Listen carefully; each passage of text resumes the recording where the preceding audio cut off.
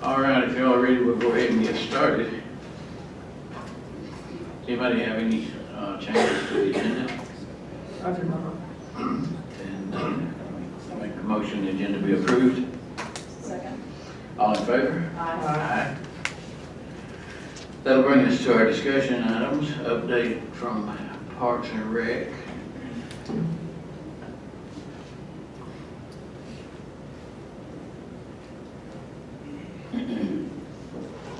Good morning.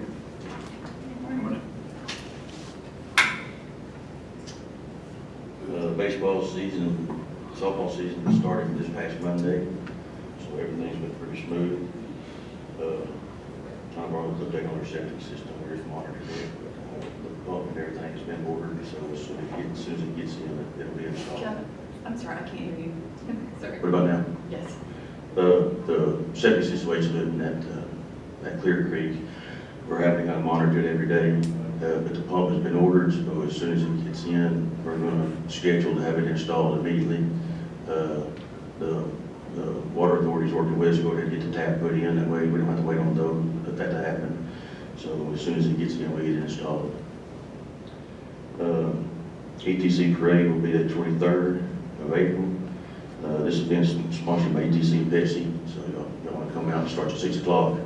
We'll be lining up at the elementary school around 5:30, and it'll end at the new playground, and we'll do the hot dog cookout and drinks and everything that's sponsored by ETC and Pepsi. What was the date again? The 23rd. Yeah. We're looking to have the foundations in for the new restrooms on the tennis courts, the walking trailer within the next month. It's just hard getting contractors right now. Everybody's still just covered up. I hadn't seen anything like it. The old tennis courts, weather permitting, we should get them finished up in the next 2 weeks. What was that? The old tennis courts, yeah, we're looking to get them, the weather permitting, if we can get them cleaned up in the next 2 weeks. And the tennis courts lots are still scheduled for delivery on the end of the month. So, that's all I got. Well, they were scheduled for delivery at the end of April? Yes. But I thought they were scheduled for the end of March. They was, all the shipping, Yeah. backups and everything like that, they're getting, Okay. it's affecting everything. Okay. Yeah. How soon after that do you expect to install them? That I have to check with them and see, just on the schedule, but, everything's in process.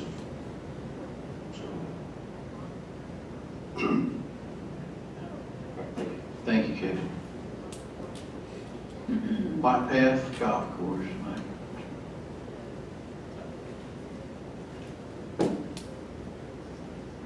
Good morning.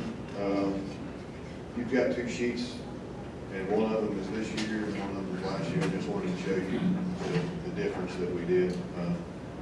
This year was really good. Last year was too, but this year was, considering the weather, was really, really good. So, 1,500 rounds. And you can see the memberships are just still piling up. So we're taking one a day at least. So, other than that, Pro Shop, I'm fine. They got it stocked. It seems like things are easier to get. Over the winter, we didn't have a whole lot, but now things are coming in, so that's good. As far as the course, the greens, I aerified them already 2 weeks ago. They're in great shape. They're coming back nice. Gilmers went out the same day on the entire course and the park, and we're just waiting on something. All right. That's pretty much all I got. Thank you, Mike. Update from Public Works, Jim. How are your eyeballs? Got flutters in the left eye, but everything's doing good. Good. I had laser surgery on my left eye yesterday. And, the right eye next. Before I give you a report on the departments, I want to talk to you a little bit about budget. And I'm sure other departments are experiencing it. And I'm talking about maintenance and operation, and I'm talking about capital outlay. We are experiencing dramatic increases in prices I have a letter here from Vulcan Materials saying that they, and I haven't confirmed this yet because vacation, but next week I will. They will be going up on stone, $2.25 on wash stone, which is the stone that we use for paving, $1.25 per ton on base stone, $2.70 per ton on riprap and those kinds of things. And we're seeing it not only in stone, we're seeing it in piping, we're seeing it in parts, everything. So I just say that to you because before the end of the year, there will be budget amendments that will have to be done. On the capital side, the same thing that Kevin has mentioned is we're seeing problems with contractors, supplies, things of that nature. And so I would expect by the end of the year that we're looking at somewhere around 30% of an increase. On the capital side, we have $1.5 million that is set aside for road paving, but we have 2 bridges on Rock Creek Road that we have been meeting with Charlie and our resident engineer that something is going to have to be done, whether it is to try to repair the existing bridges there, which would mean the metal beams would have to be sandblasted, recoated, and that can get very expensive and somewhat cumbersome because of the permitting that is required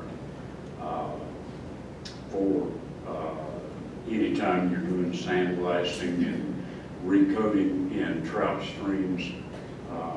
It can get very cumbersome. We're looking at the possibility of replacing the bridges with prefabricated concrete box culverts or the traditional metal piping. Lloyd has been most helpful in providing us with prices for the box culverts, and we're still in the process of looking at the other 2 options, but part of that $1.5 million will definitely have to go toward those bridges. And I'll be happy to answer any questions that you might have, but that is going to change our scheduling somewhat as far as the contractor paving is concerned. I would say too, particularly as it regards budget amendments, because of the price increases, and we may have to do budget amendments, but I think before that, and as a part of the overall plan, we also may have to pick some of the roads that we had designated for paving and postpone those. I don't know that we'll be able to pave everything that we had planned to pave with that $1.5 million.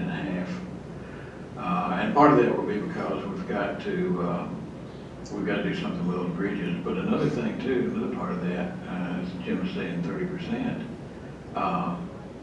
is simply that we can't pave them this year for what we could have paved them for a year ago with the inflation the way it is. So we have 2 probabilities in my mind. One will be we're going to have to probably allocate some additional money somewhere. The other being that in lieu of allocating additional money, we may have to cut back on some of the paving projects that we planned. To add to what Charlie has said, and we're waiting for confirmation, we've already received the money for the 2022 LMIG paving. With the increased prices in the wash stone, we will most definitely have to go back to DOT and probably eliminate some of those roads that are listed there because of material costs. I thought we had a bid on rock. Well, we do have, annually, we bid, we call it commodity bidding, but there is no contract. And that's why we are wanting to get confirmation from Vulcan Materials. We did not receive a proposal from Vulcan's competitor in our area this year, and that is Martin Marietta out of Baltimore. So once we can get all of the pieces together, we'll report back to you. But we do have a bid, but the letter that we received for pricing increases June 1st says that this supersedes all other price quotes. So the bidding process doesn't do us any good. Hubert, Jim and I had that conversation a little bit earlier. And I understand that, that we don't have a contract, and I would assume that legally they can renege on that and raise those prices. My feeling is, and I expressed this to Jim, we find a competitor and whatever we have to pay them. In my mind, if Vulcan reneges on that bid price that they gave us, we just don't buy anything else from them. Well, Charlie, I don't know what else to do. I'm not sure I agree with that part. Well, Jim didn't necessarily agree. I shouldn't have replied that. On the wash stone, folks, one of the things, because we're using state grant money, that quarry has to be approved by DOT lab. We have to haul the wash stone now from the Vulcan quarry in Dalton, Georgia, for that reason. This quarry here is not DOT approved for wash stone because of mica, and if it's going into asphalt, they have another requirement. If it's DOT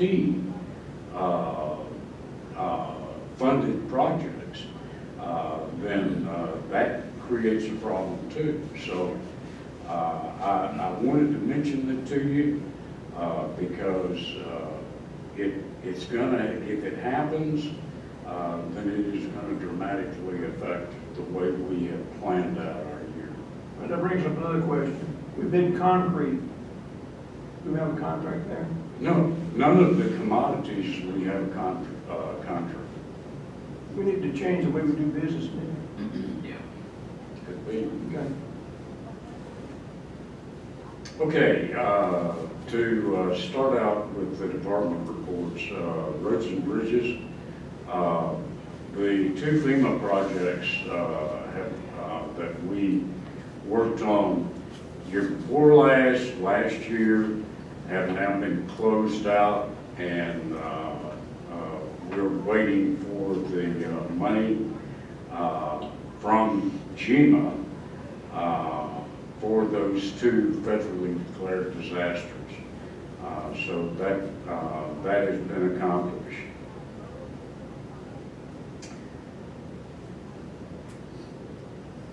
The flood control dams. One of the things that you all are aware of, that we certainly are aware of, is that we have started back maintenance of the 20 flood control dams that we have. Right now, we have touched and are in the process of working on 18 of those 20. We have already spent, during the month of March, we spent $18,362, and April 2,876. The amount for reimbursement is $16,000. So that means that we've got to eat the rest of that to fulfill that contract. But in years, future years, it won't be as bad because we went 3 years without doing any maintenance on those flood control dams. And that includes the access getting into the dams.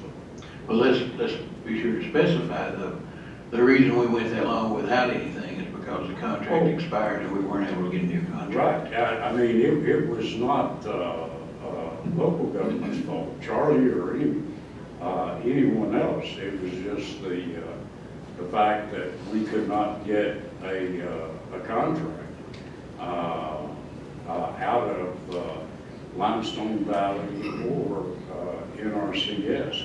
We cannot, those flood control dams are private property, and without that contract, we do not have authority to do anything, to spend any money, or to actually go on the property.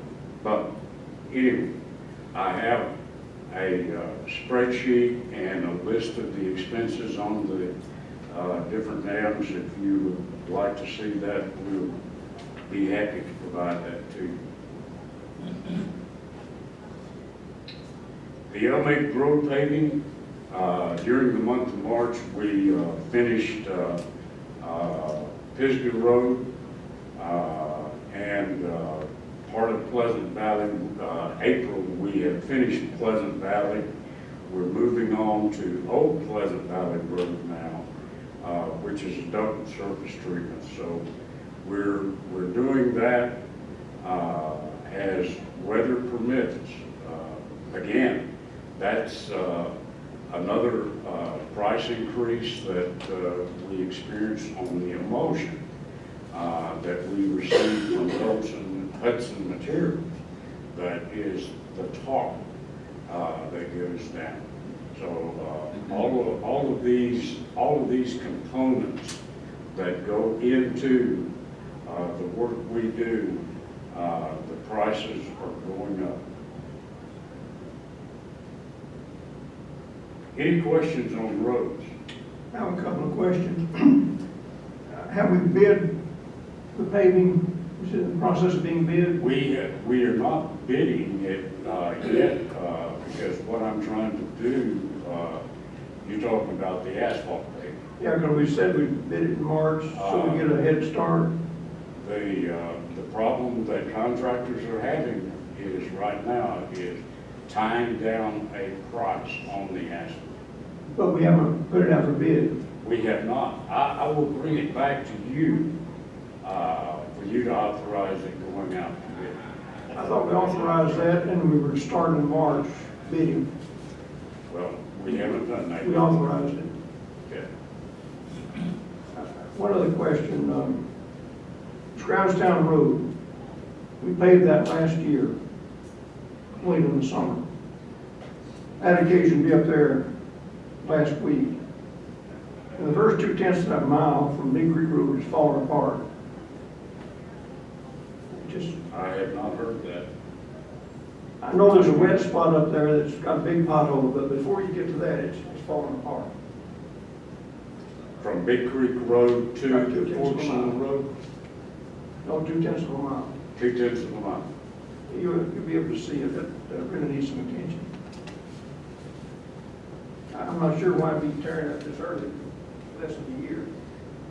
Okay.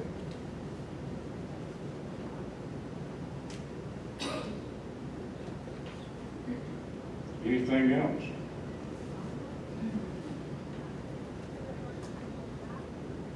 Okay, moving on to solid waste. The monthly report, I think you have,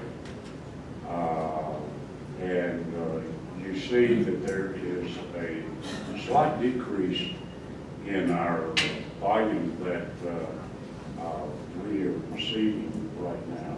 I expect that to change with weather.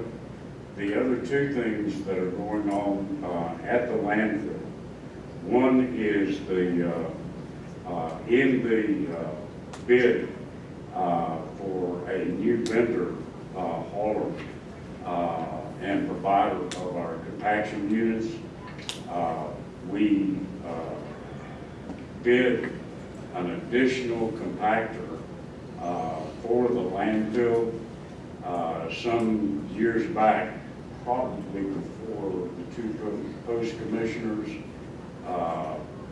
We eliminated one of the household garbage compactors and converted it to recycled material.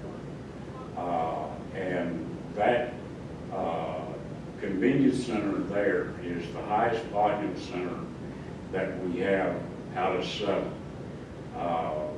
We have poured the pad, waiting for the power connections and the compactor and the dumpster is already on site. We will be installing that as soon as we have power to that. On the lift station project, pre-construction conference was held. July 14th is the official start date. The contractor is trying to get a head start, and they will be storing materials, hopefully, on site, moving their construction trailer in. But July 14th is the official start date for the project. Stephen Weaver has been of assistance to us in trying to help the contractor find dirt that goes back in the trenches. Anything that we pull out of that landfill, if there's garbage there, and there is, we know there is because of previous experience with the methane trenching, has to be hauled away to an approved landfill, and 2 feet of clay compaction has to go back on top of that, and that dirt has to be approved. So we're in the process of doing that. We have also had a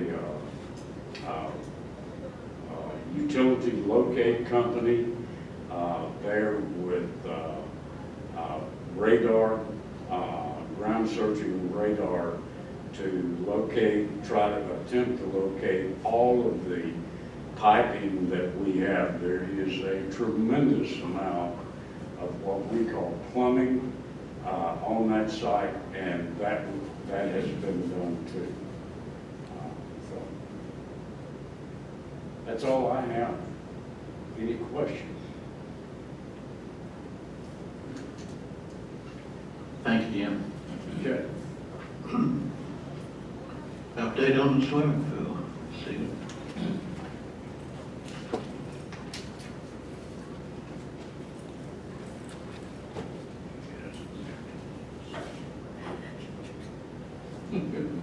Good morning, Charlie, Hubert, Karleen, David. Hubert wants some good news. We've got it.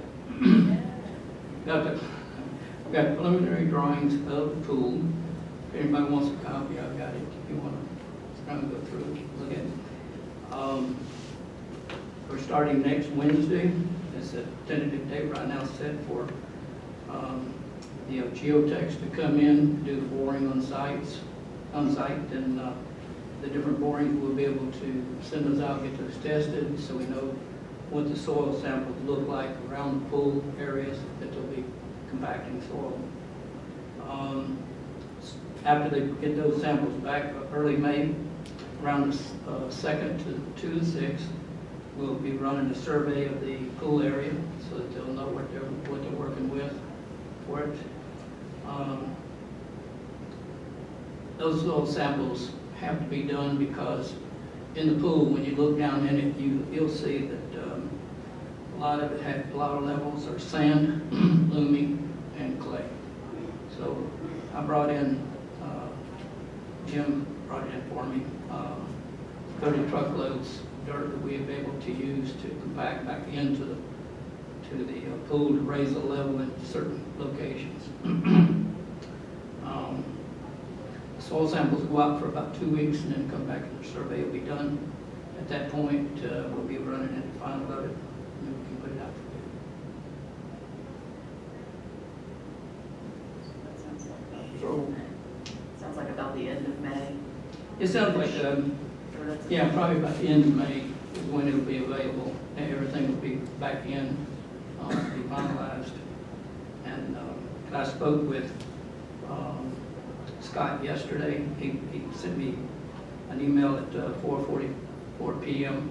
about these particular dates, which Corey will pick up and start doing, and the geotech people involved in it.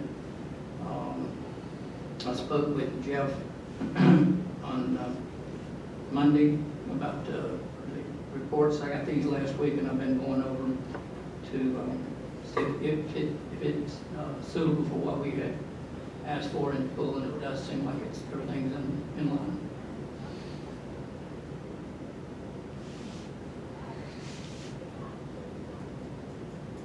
I don't think we'll be swimming by June, but we'll be close. that was it. Any question? I'm glad we're this far. Yeah, I would love a copy of that. So, Do you have that in an electronic form? Sorry? Do you have that, a copy of that electronic form on like a PDF or something like that? That can be emailed? Yes, But if you would, just email it to all of us. I can do that. Okay. I just, the only problem is I have to compact it in order, when it comes in, it's, huge, yeah. engineers don't, Yeah. when they do it, send it out this big. Yeah. So I compacted it down for you. So David will be working on the bid documents while all this other's going on.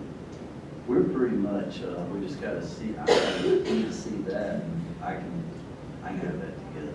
Good. Karleen, you want this? Yes, sir. Thank you. But I would like my copy in PDF, but it's a little easier. And yeah. Thank you.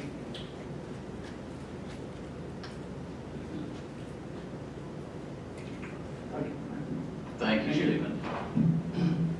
Charlie, if I may, I'm going to respond back on Scrouchtown Road. If you'll recall, last year, when our chip spreader broke down, we were doing that road in particular, using dump trucks to spread the stone. We have now received the new chip spreader, no longer using that, but I'm not saying that could be part of the problem, but we were using Band-Aids during the paving of Scrouchtown Road, so, We just need to address it. yeah. Thank you, Jim.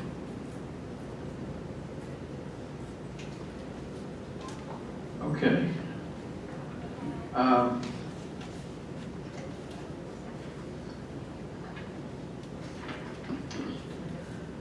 Discussion and possible action to be a broadband-ready community. Commissioner Ferguson, you want to take that one? I will. Well, when I spoke to Jason Smith when ETC was getting the grant, that day we had that, and I asked him about this, and he said, yes, that he would suggest we go ahead and finish it. It was just an application that we have to fill out. So I forwarded, there's a link to the application. I forwarded it again last night or this morning to everyone who thought you needed to fill it out. Okay. And attach, because we did have it in our comprehensive plan, and in our latest ordinance changes, we included whatever they wanted for that. So we're all So set. all we need is the application. Just filling out the Okay. application, and then we should be good to go, he said. But we were the only one that hadn't finished it in the other communities that got the grant, they received that money, so we just thought it was a good idea to just go ahead and do it. Now, are we going to need a resolution tomorrow night to approve filling out that application. That's a question for us.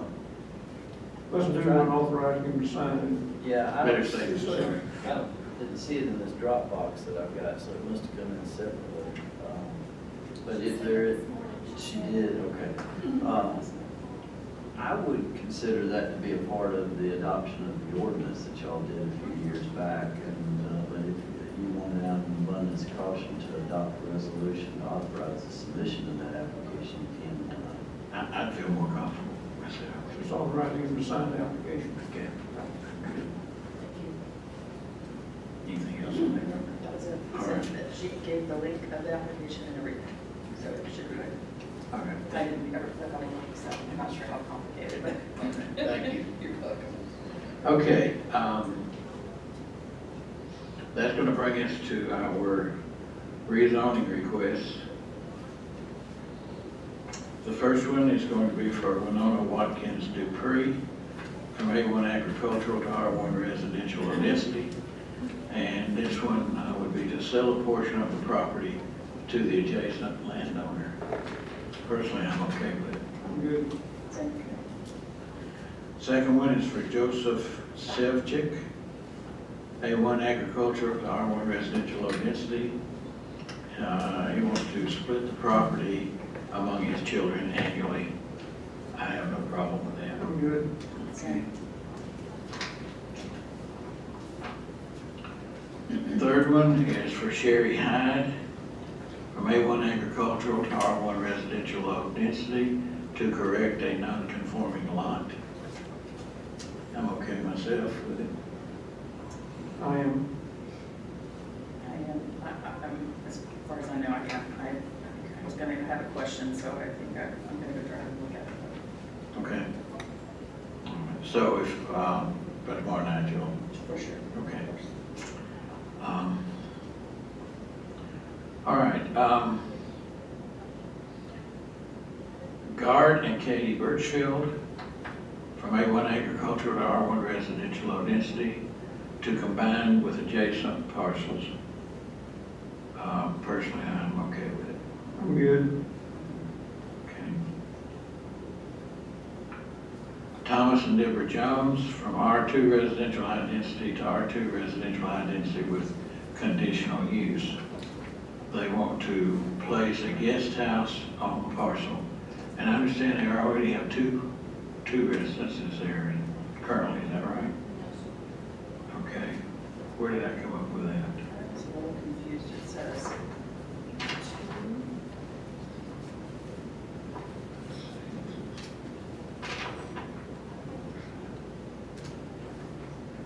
Build and guest house. To the best of my knowledge, so they want to build a main home and a guest home, so that would be, might be where you got the two, because there will be a total of two when they get this completed. Okay.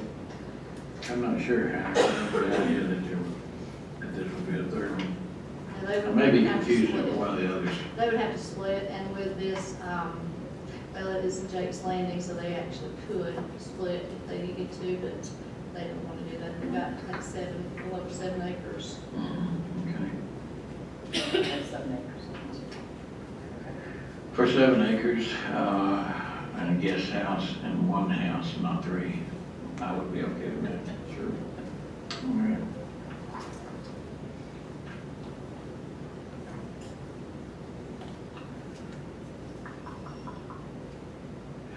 Okay, and finally, Ray and Judy Gibson from R1 residential low density to A1 agricultural. Here we go.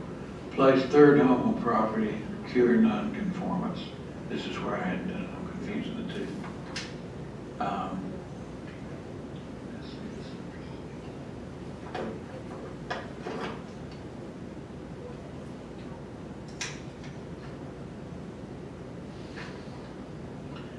Okay, so it's 11 acres.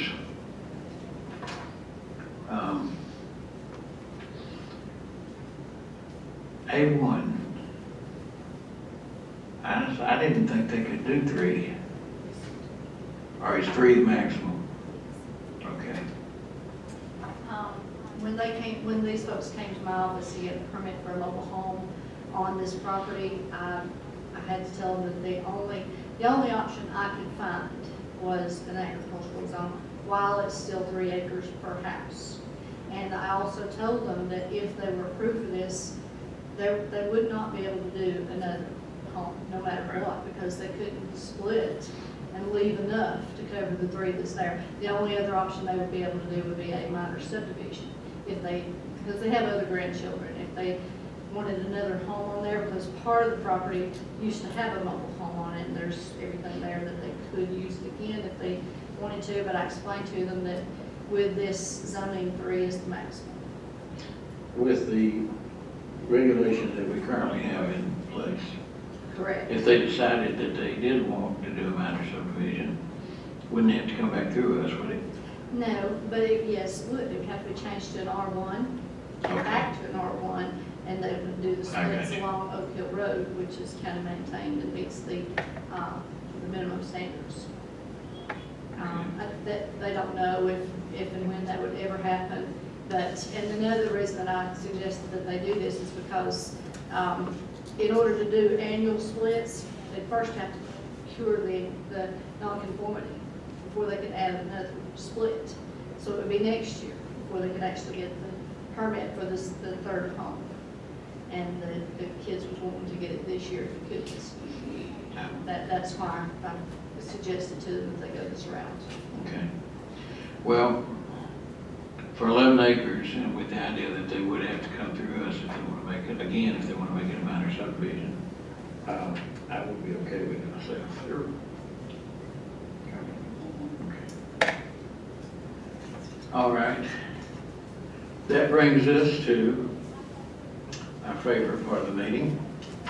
Citizens wishing to speak. Anybody that would like to speak on any topic?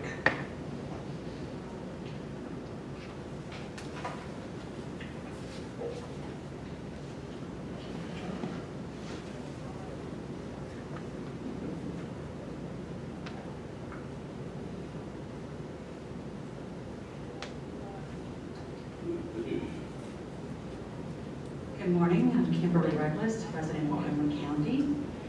I always look forward to an opportunity to address our Board of Commissioners. This morning, what's heavy on my heart is this move towards surrendering our local governance to state authority. I'm reading this last couple days over what the DCA does for us.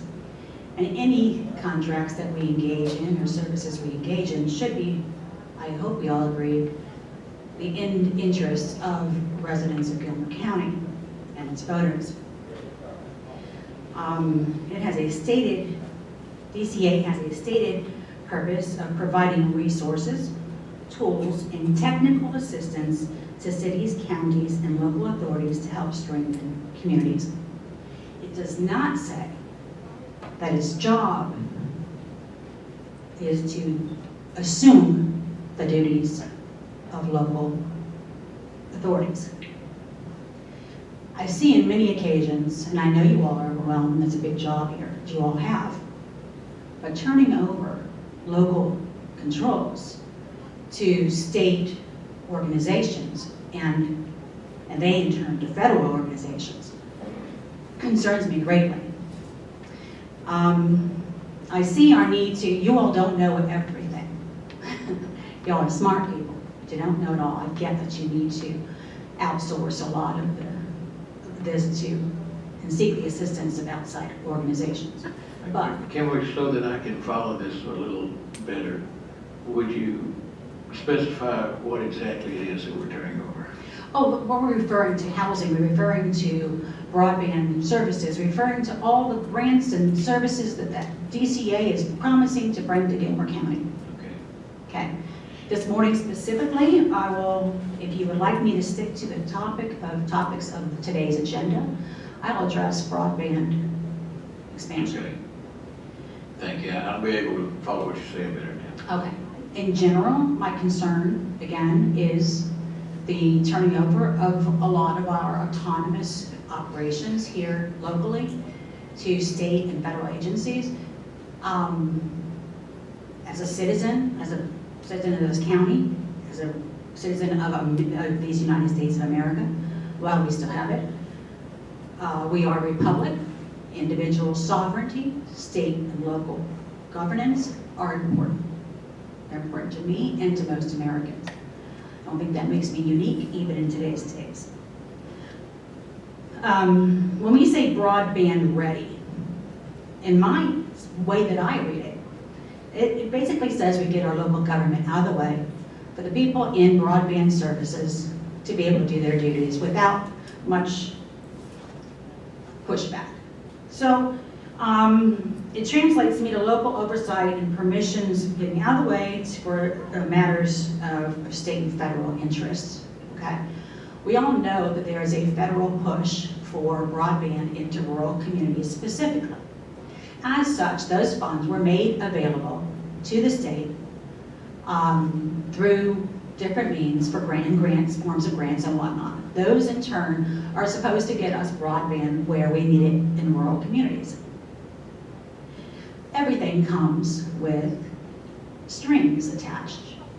Usually, it's surrender of local control in some capacity. In this instance, not only do we surrender a lot of our local control, but the control that we do have goes to one single person. I don't know who that single person is. I don't know if you all have that single person in mind, but I sure hope it's not a single person that I think has too much control in this county already without being an elected official. I believe that we do have to have a plan, a bigger plan in sight here. Otherwise, if we keep piecemealing it, we're going to bring in the DCA for housing, we're going to bring in the DCA for broadband, we're going to bring in the DCA, and they're going to have all this say, and the Northwest Georgia Regional Commission is going to have their say, and the people of Gilmer County get what you all give us. And what if we don't want it?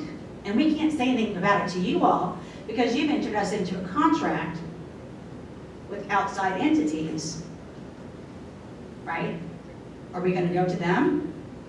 I'd like to be able to come to my Board of Commissioners and say, hey, I've got an issue. As you know, I'm here all the time. I enjoy being able to approach the dais and say, hey, you know, here's a concern I have, and here's a concern your constituents have. Because while I may be a thorn in the side, I am the voice of a large percentage of the people who are your voters are in this county.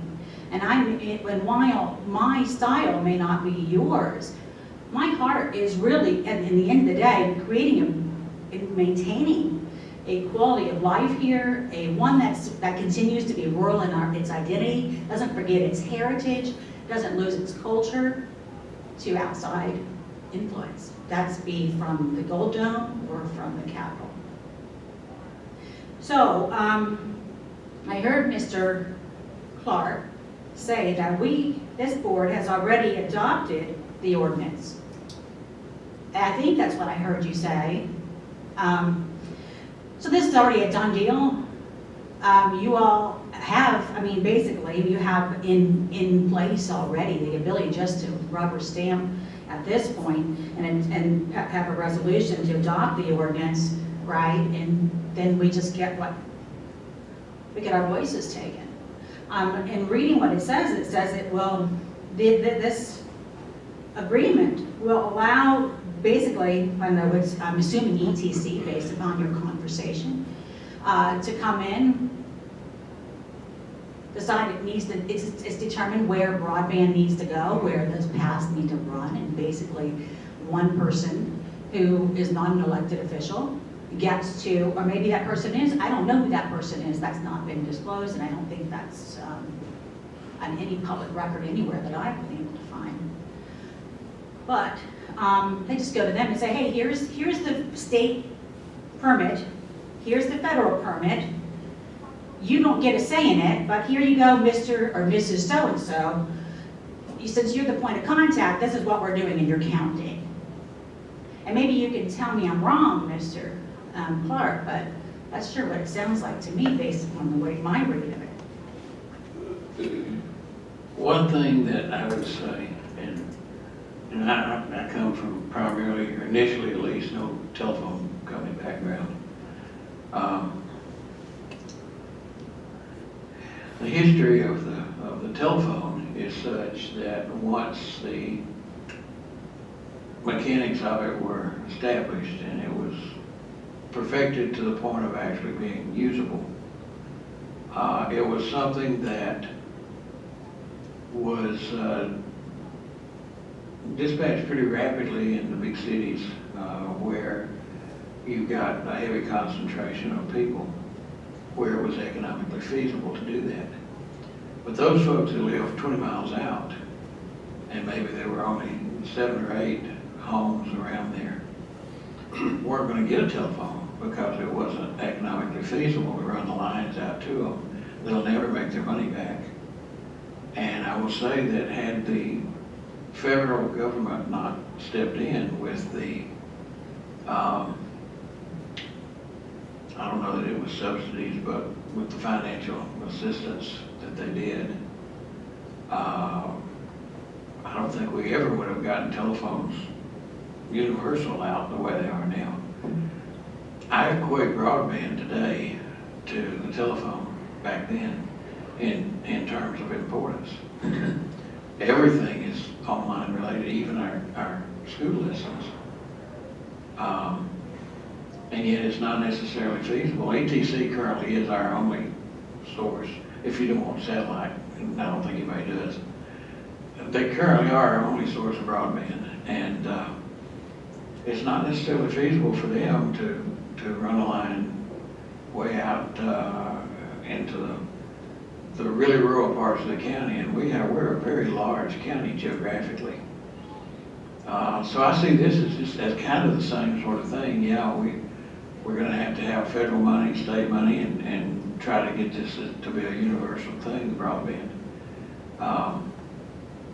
I understand where you're coming from, but at the same time, I feel that if we say, okay, no, we're not going to accept this, we're not going to allow them to do any of this, essentially what we're doing is we're just shutting the door on it because we don't have the resources to do it ourselves. Well, sir, I never said that we don't need broadband. And I didn't mean to imply that. And I disagree that we wouldn't eventually have had cell phone service into all the areas. We have cell phones. Eventually, but If we were going there regardless, but it wouldn't happen as quickly. I don't know, see, we've kind of created, in this board, our ordinances or lack thereof, kind of created a monster here. In that, the current zoning calls for high-density residential subdivisions in the more rural outskirts of this county, from county line to county line. And so what you've done is you've created a need for it because you've put people out there. It's just the beginning, it's just one symptom of a bigger problem, right? I mean, you're going to need fire stations eventually, you're going to need additional police officers eventually, and you're going to need to extend county services for the roads, and that's what's going to happen as a result of the lack of oversight by this county controlling rapid development, specifically high-density subdivisions in the outskirts of the county. In my mind, where the better concentration should have existed, and should still today, would be closer to the cities. Because what you're doing is you're creating the demand for services in the outskirts of the county.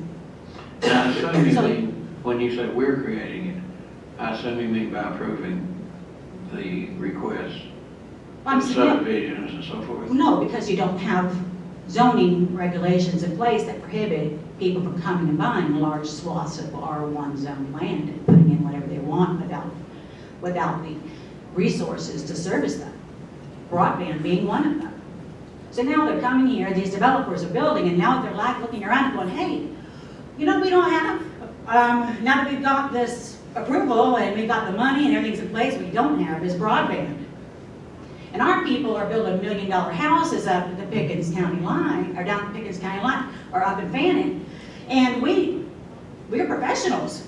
We're gonna need some broadband services out here in our $1 million houses. And this county is saying, let's get the DCA involved. Let's get them to help us out. Let's get some grants written. Let's get, find some federal funding, and let's accommodate this further. The answer is not to figure out a way to get the people who are developing in the outskirts more services to bring more people out there. Because heck, they build if they had broadband, right? I think if we're smart, we don't put the broadband in, and we keep the professionals up here on the weekends instead of trying to figure out a way to move them up here permanently. I don't know when we came to this place where we want to move our tourists in, we want to move our visitors in, our weekend warriors are now our permanent residents, and this is where we're heading, and so we've got to create, we got to adopt ordinances that allow, sacrifice our local authority and sovereignty to outside authority so that we can make this happen. I have a problem following all of what you're saying. The implication is that the federal and state government doesn't control us already, and they do. We know that, you know that, to a large extent. The grant that ETC got didn't have, we weren't involved, we didn't apply for it. So, that's neither here nor there, it seems like.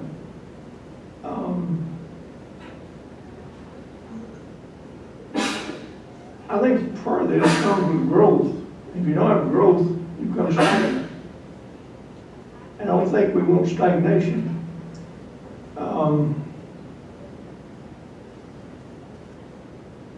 We hear it all the time. I moved here, let's shut the gate.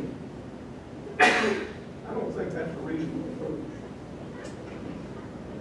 That's just my opinion. No, I don't think I've said that. We moved here, let's close the doors and nobody else, me but not thee, right? I don't recall ever having said that. What I said is the method, the ordinances, zoning order that we have in place currently allows for development to occur in the most ridiculous locations instead of concentrating the density, high density subdivisions closer. So I'm not saying less people, I'm saying let's be smart about where we put them. Let's not try to put them out in the outskirts of the county and figure out how to get them services.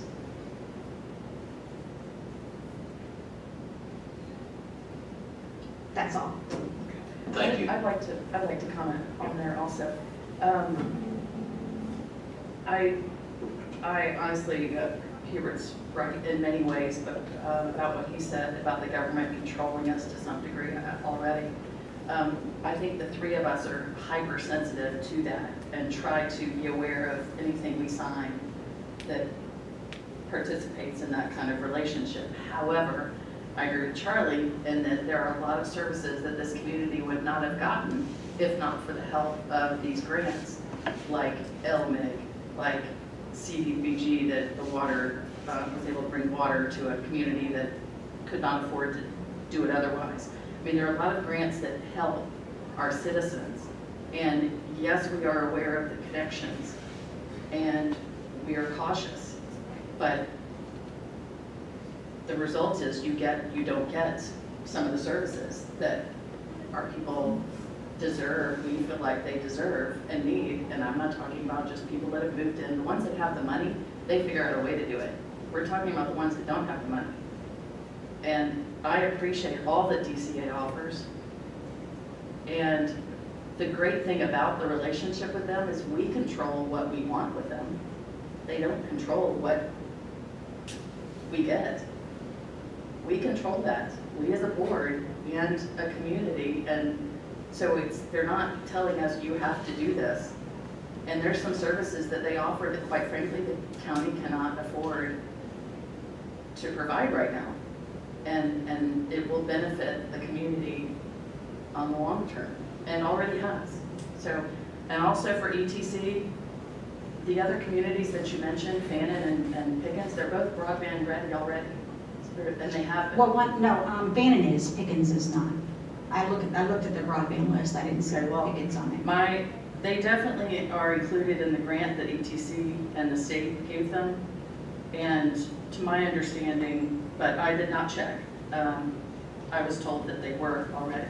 So, I mean, Well, I don't know what this practice, I would sorry, say- of doing what our neighbors do is the you're appropriate the one that choice. brought it up. Well, no, I did, I was- but I'm saying, well, I always hear this, well, the Pickens is doing this, and Pennon's doing that. I really don't care what they're doing, honestly, as a citizen of Gilmer County, I'm not a citizen of those two counties, and I'm sorry to cut you off. I'm concerned about this Gilmer County, it's where I live, it's where 30,000 other folks live. We get the honor of having 3 individuals to make decisions at the county level on our behalf, and you all rely heavily on the advice of other people who are non-elected officials, either your appointed persons or DCA and other organizations. And I really, it comes down to you 3, currently it's the 3 of you that we citizens look to.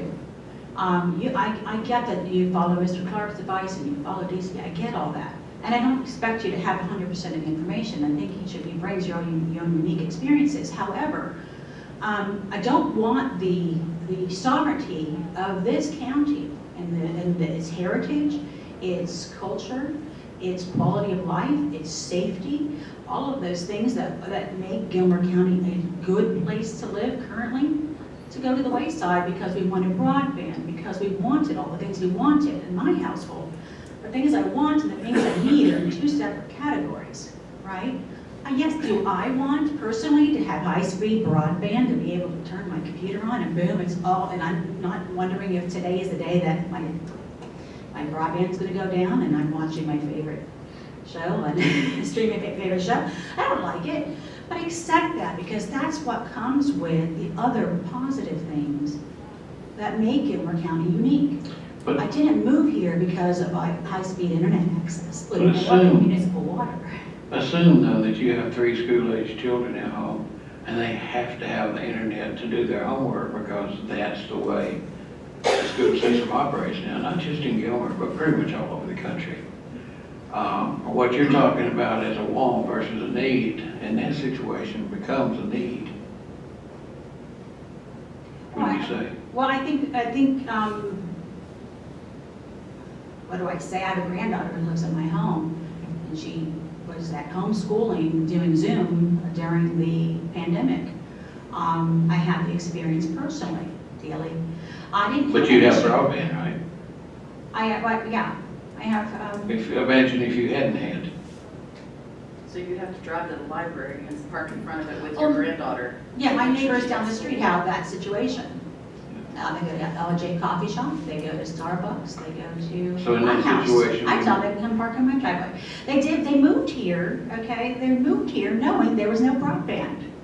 No, but some of This those- county does not have an obligation to provide services. Those are private needs. Those are not, private wants. Those are not needs of the people of this county, okay? I'm pretty sure that the old folks that live in my area are not seeking out, oh, I'm gonna have to move because there's no broadband. I They've lived think- here their whole I lives. think though that we've gotten to the point where we're sort of repeating ourselves, and we're about 30 minutes into this at this point. Yeah. Hubert, did you have something you want to say? I want to go back before telephone. I remember when REA, when we got electricity out of the country, I flipped that switch. All right, now Georgia Power, when I'm about to go out of the country. Don't age yourself. I'm just making a joke. So if the people of Gilmer County had not accepted REA, we still wouldn't have electricity out there. Broadband is what REA was at that time. It's a utility. I don't see why we don't want it. And we got a real good chance of having it with the grant. So Forgive me, but I don't think that broadband is a bad thing. I'm saying that when you are electing to give up a portion of local control for the access to some people who didn't move here for it, that's a concern of mine. And all that was a very long way to get to that point, I guess. If the federal and state governments let us keep all our money instead of taking it, we could do these things. They do take our money and they give some of it back to us in the form of grants. I don't say I like it, I'm gonna say that's the way it ought to be, but I will say that's the way it is. So, thank you. Anybody else? Okay, if not.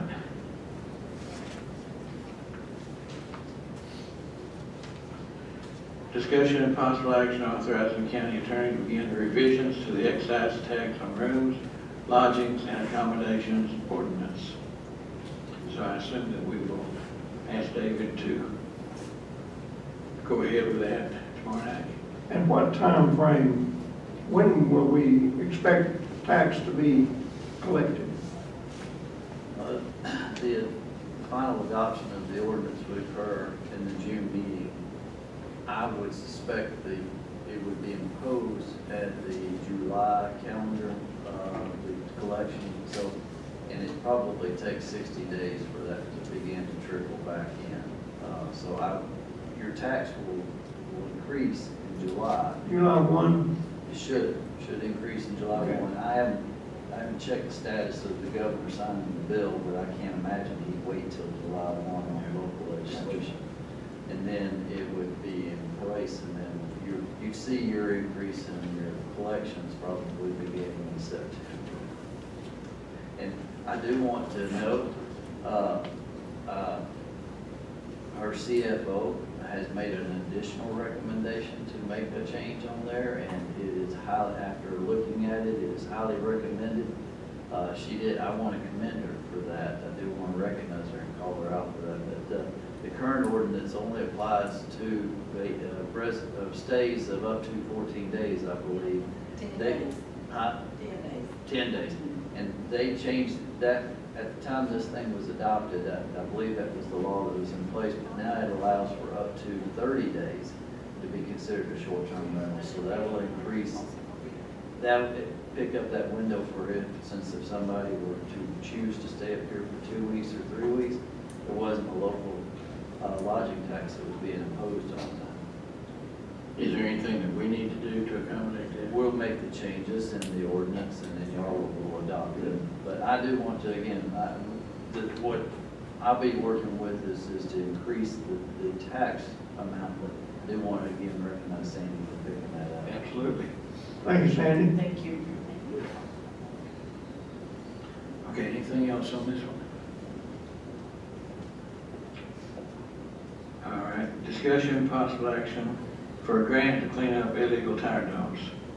I believe this was the one that Mike had to apply for, wasn't it? This is Art. Grumpy? No, I think it was I think Art. Art. It was Art, yeah. Art, I'm sorry. Okay. So, there's nothing else that we need to discuss on that this morning. Is this in addition to what you do? I think so. Yes. But it wasn't clear on what was in here. Art's interest in it, I believe, is cleaning up tire dumps where people have gone and, just dumped out 30 or 40 or 50 tires. Fantastic. So, Great. Charlie, if I might Yeah. just say one thing about that. We have been participating in the STARS program, or the scrap tire abatement, since 2016, when it was first instituted. We have participated in two elements, the amnesty and the right-of-way. The illegal tire dumps are a completely different animal in themselves. I just want to say that the solid waste department, we are not geared to be able to accept tires from the illegal dumps. Our containment area is not large enough. We made the mistake in 2017 in not following the proper procedure, and we wound up with over 20,000 tires up there where we had to eat somewhere between $10,000 and $15,000 because it exceeded our amnesty program. Illegal tire dumps are a different animal. Each dump has to be applied for, tires counted and things. So I just wanted to make that comment that if somebody is thinking about illegal tire dumps, then all of a sudden appearing at the landfill, that can happen currently. Thank you, Jim. Okay. Okay, if there's nothing else on that one. Discussion and possible action to validate the list of Gilmer County roads. Jim, you might want to weigh in on that one as well. Okay. This is, what originally was intended to validate the speed limits for the various roads. Yeah, apparently Charlie made me aware of it. I have never seen this list of roads. This was before my time in public works.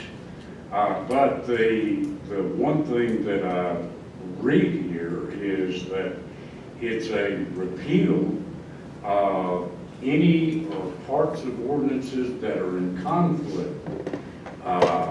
This was under the J.C. Sanford tenure, attested by Diana Buttram, but it has speed limits for both state routes and selected county roads, and primarily there are county roads, well, I don't say primarily, but in particular, school zone.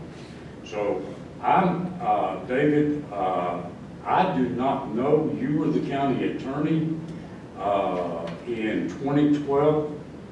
I do not know what precipitated this. I don't recall ever seeing this. Well, and the, if there is the possibility that each county has to establish speed limits on both state routes and local roads, then that's what you would be doing.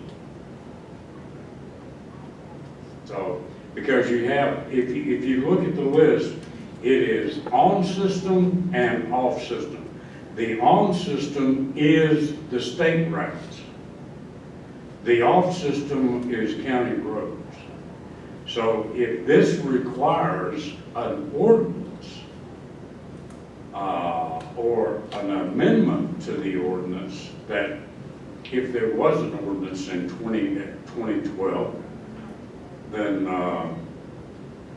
I yield to the county attorney. Let me say the impression I have from the sheriff's office when that came to me was simply, not that they want us to set anything so much as they just wanted us to validate that, yes, this information is accurate. This really is the speed limit for this road. Now, as far as the state roads are concerned, we can't set them.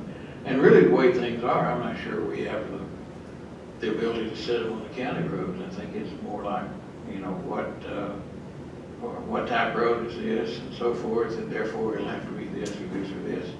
But what they were looking for was just to have a list that they understand is accurate in terms of. Do they want us to validate the state roads as well?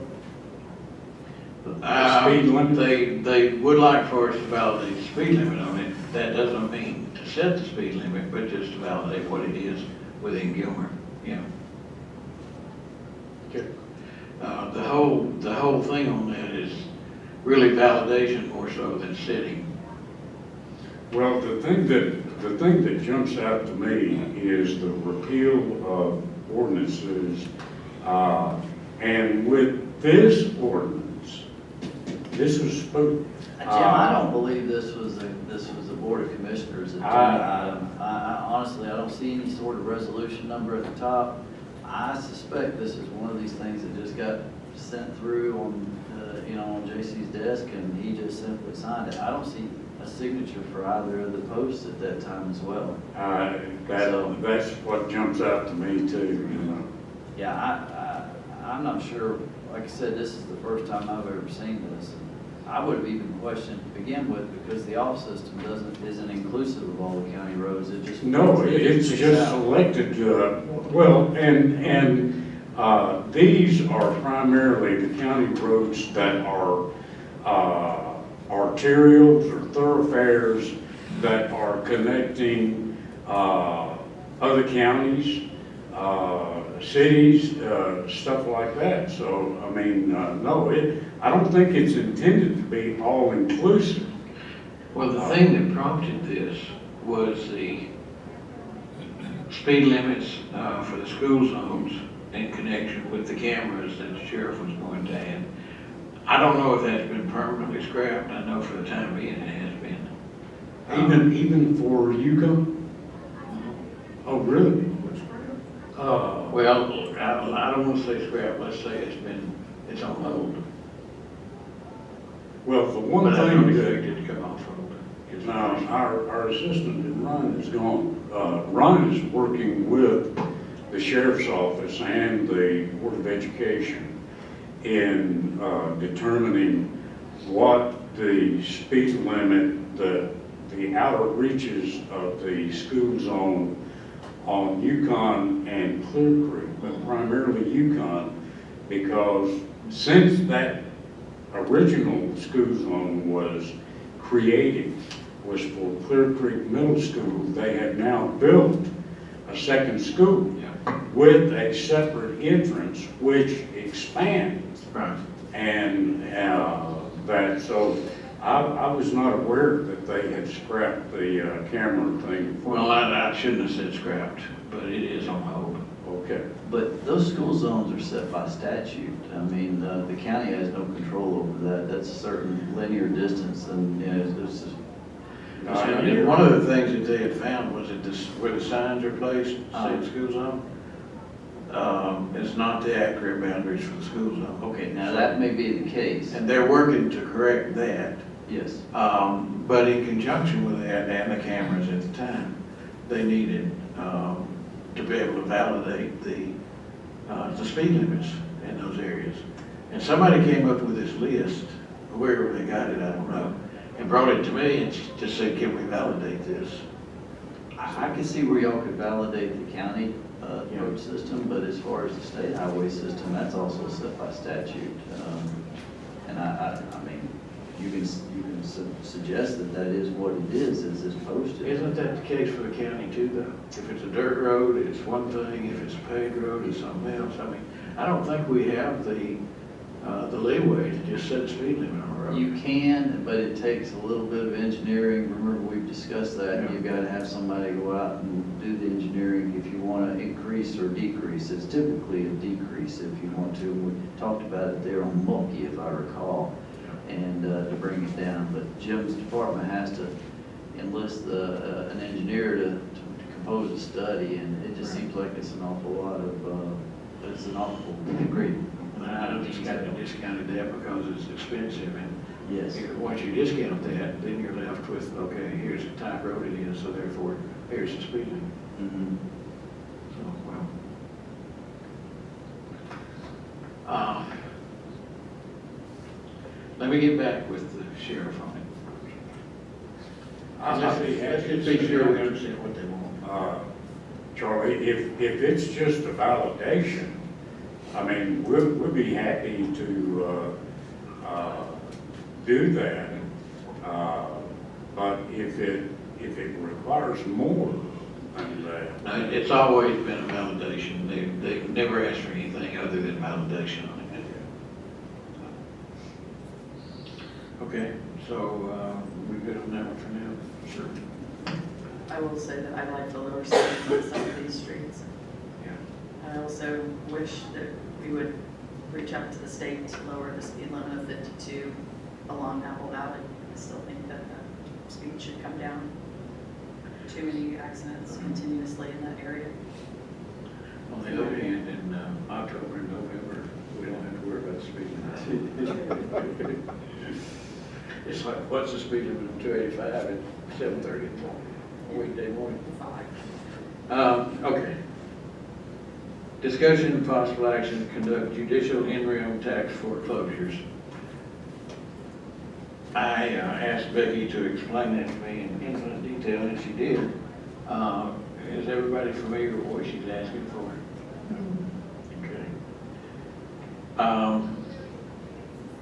As I understand it, when the taxes that are owed reach a certain point, and David, you might be better to explain this. There's two mechanisms to collecting past due arrearage of taxes. One is the non-judicial foreclosure, and that is the current method that's been in place, and that's where Becky notifies the property owner and then goes out on the courthouse steps at the first of the month.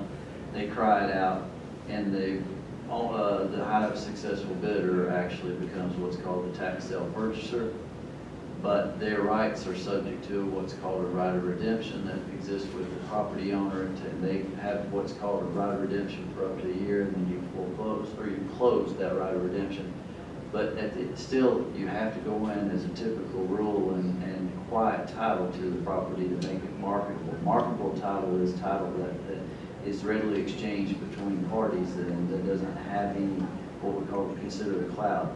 This mechanism is a little different. It actually starts in the courtroom. So the other one ends with a court order, and it takes a couple of years to get to that. This one starts in the actual courtroom, and then the court orders the sale, and then the court order signs off on the sale, and then title, the previous owner has 60 days, I believe, to redeem it, and then if they fail to, then it's clear marketable title. So it effectively gives a buyer quicker marketable title to the property that they purchased, which it puts it back in on the tax rolls a whole lot faster. And for those pieces of property that Becky struggles to get sold, this may very well, because the bidders may not want to go to all the expense of doing a quiet title action and doing the subsequent advertisements and all the other additional items that are required to make that non-judicial tax sale purchase marketable title. So it's just two different mechanisms. It just gives her the option.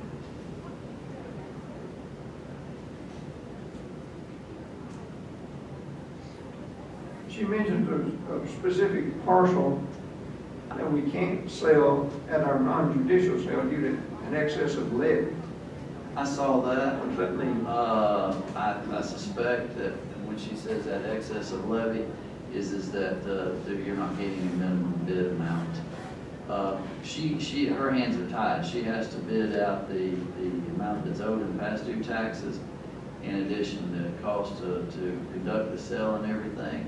And I believe what she's suggesting there is I'm not able to get X amount of dollars, let's just use for this hypothetical $1,000, but if I go through the judicial in-rem foreclosure, that buyer, or prospective buyer, can bid $500, and I can now get this back into a scenario where it is actually, I got a taxpayer that will pay the taxes, and I'm not continuing to throw money after it.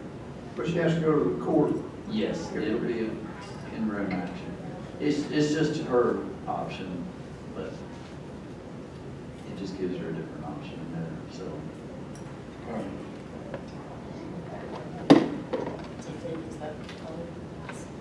It's not something we see up here a lot, but it's more common in metropolitan areas and things of that nature.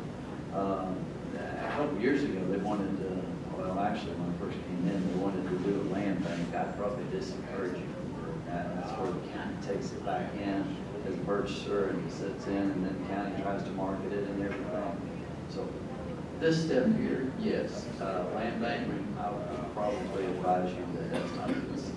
Kind of like that Coosawampi lot. That we had forever. Okay.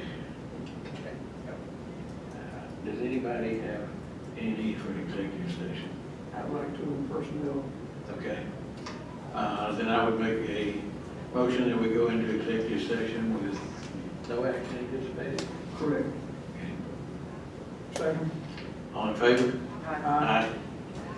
All right, folks, we appreciate it. Thank you.